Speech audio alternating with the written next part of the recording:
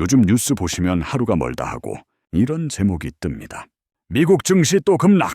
나스닥 하루 만에 2% 폭락.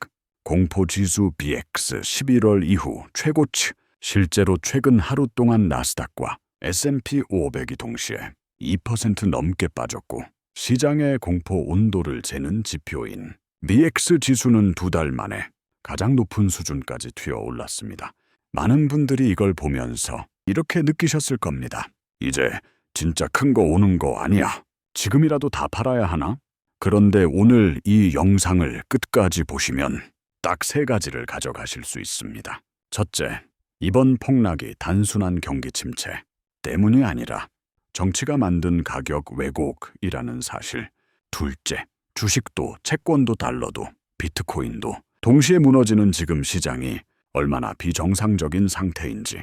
셋째, 이 혼란 속에서 진짜 큰 돈이 어디로 이동하고 있는지. 이 3가지만 이해해도 뉴스 볼 때 느낌이 완전히 달라집니다. 어제 시장이 얼마나 이상했냐면요. 보통 주식이 떨어지면 사람들은 안전하다고 여겨지는 곳으로 피합니다. 마치 비 오면 사람들이 건물 안으로 뛰어 들어가듯이. 그 역할을 하는 게 채권과 달러입니다. 그런데 이번에는 주식이 떨어질 때 채권 가격도 같이 떨어지고 달러도 약해지고 심지어 비트코인 ETF인 IBT 같은 대표적인 위험자산까지 전부 동시에 아래로 꽂혔습니다. 출구라고 생각했던 문들이 전부 동시에 잠겨버린 겁니다. 이건 단순히 경기가 나빠질 것 같다 수준이 아니라 투자자들이 미국 자산 전체를 믿어도 되나? 라고 의심하기 시작했다는 신호입니다. 쉽게 말해 가게 한두 군데가 망할까 걱정하는 단계가 아니라 그 상권 자체가 무너질까 걱정하는 단계로 넘어온 겁니다. 그리고 이 공포의 진짜 진원지는 지금 스위스에서 열리고 있는 다보스 포럼입니다. 1월 19일부터 23일까지 전 세계에서 가장 영향력 있는 정치인, 글로벌 기업, CEO, 초고액 자산가 약 3,000명이 모이는 행사인데 여기는 입장권부터가 현실 감각이 다릅니다. 기업 멤버십은 최대 75만 달러. 우리 돈으로 대략 10억 원이고 행사장에 들어가는 배지 하나가 3만 5천 달러, 약 5천만 원입니다. 이게 무슨 콘서트 VIP석도 아니고 사실 이 돈은 연설을 듣기 위한 비용이 아닙니다. 정상들과 비공개로 악수하고 식사하고 올해 돈이 어디로 흐를지 그 방향을 먼저 듣고 먼저 베팅할 수 있는 접근권, 즉 권력을 사는 가격입니다. 그래서 다보스는 흔히 차트를 만드는 곳이 아니라 차트가 움직일 명분을 만드는 곳이라고 불립니다. 그런데 올해 다보스에서 그 명분이 경제나 성장 이야기가 아니라 갑자기 전쟁으로 바뀌어 버렸습니다. 트럼프가 이 행사 직전에 던진 한마디 때문입니다. 그린란드를 사겠다. 여기에 그치지 않고 덴마크, 독일, 프랑스 등 유럽 8개국을 콕 집어서 2월 1일부터 관세를 때리겠다고 사실상 선전포고를 했습니다. 원래 다보스는 미래의 협력을 논하는 자리인데 올해는 관세 전쟁, 자원 전쟁, 금융 전쟁 얘기로 얼어붙어 버린 겁니다. 그 순간 시장은 이렇게 해석합니다. 아, 이건 기업 실적 문제가 아니라 국가끼리 힘겨루기 하는 국면이구나. 그래서 주가가 떨어질 때 나중에 다시 오르겠지가 아니라 어디까지 망가질지 모르겠다라는 공포가 먼저 튀어나오는 겁니다. 하지만 여기서 중요한 반전이 하나 있습니다. 겉으로 보면 피바다지만 진짜 선수들, 그러니까 큰 자금을 굴리는 사람들은 이걸 다르게 봅니다. 회사가 망해서 싸진 게 아니라 정치 뉴스 때문에 임시로 할인 붙은 상태다. 마치 백화점 건물이 무너진 게 아니라 입구 앞에서 싸움이 나서 손님이 잠깐 빠진 상황처럼 보는 겁니다. 그래서 이들은 공포 속에서 조용히 장바구니를 들고 움직이기 시작합니다.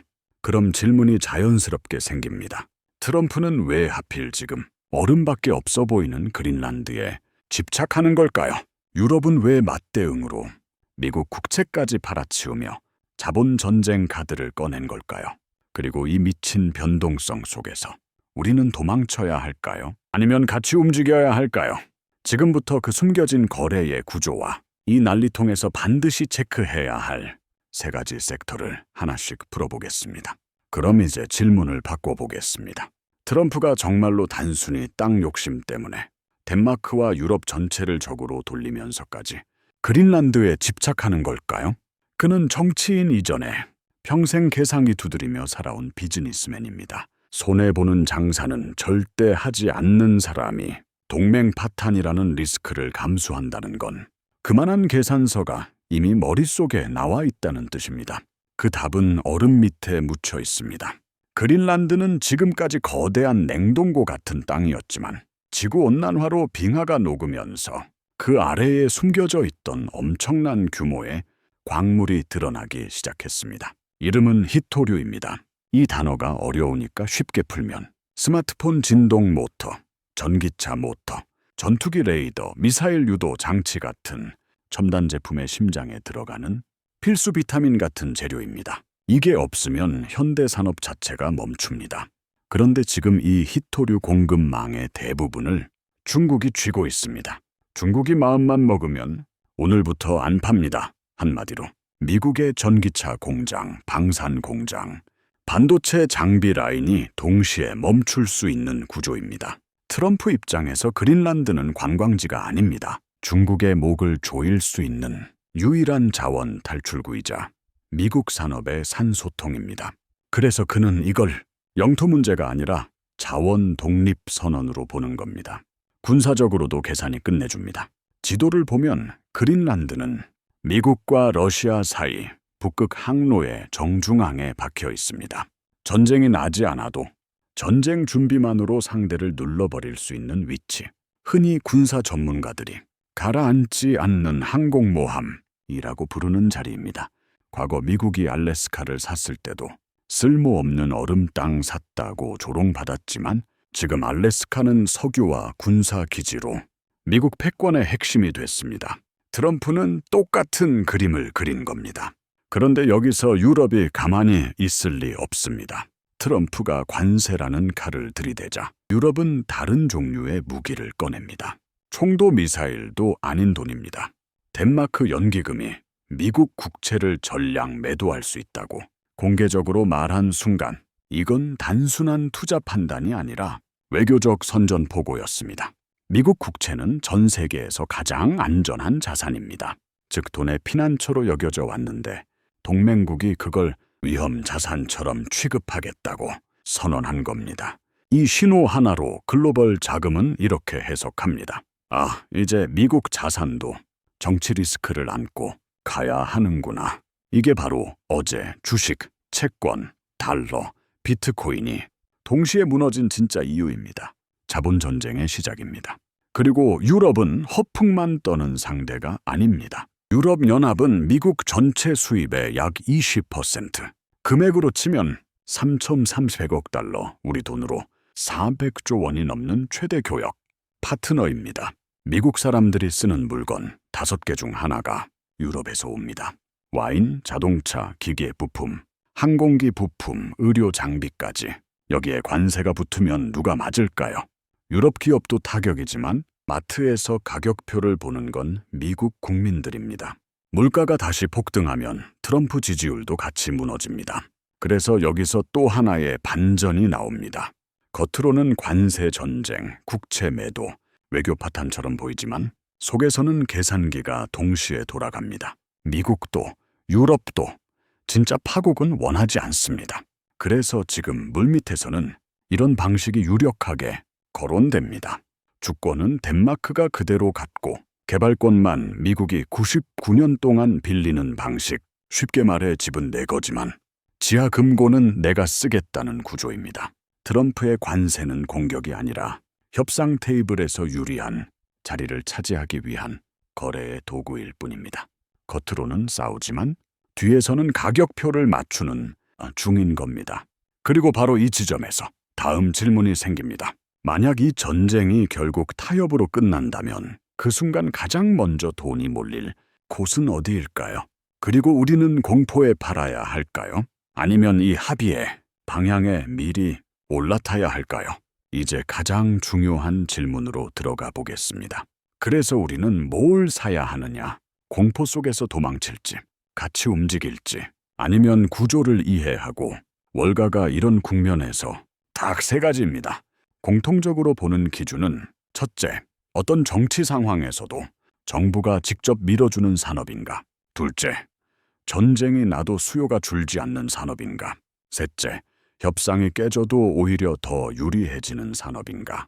이 세 가지를 동시에 만족하는 섹터가 지금 시장에 존재합니다. 먼저 첫 번째는 AI와 에너지입니다.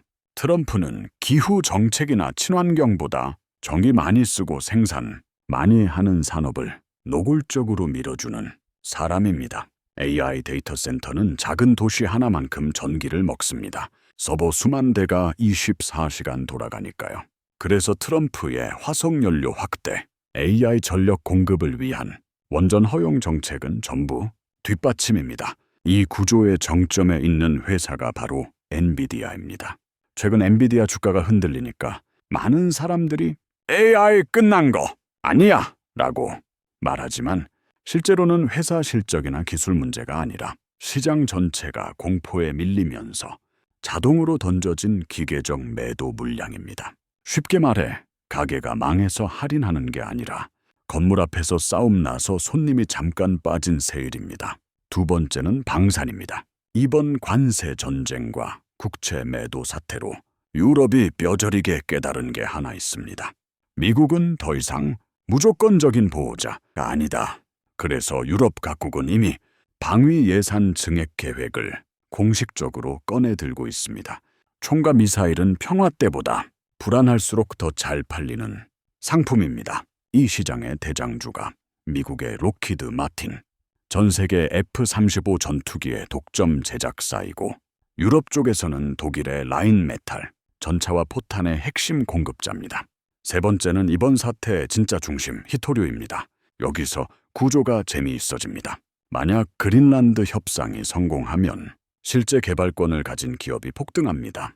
대표적인 회사가 크리티컬 메탈스, 티커 CRML입니다. 아직 작은 회사지만 그린란드 테마의 정면 수혜주입니다. 반대로 협상이 깨지면 어떻게 될까요?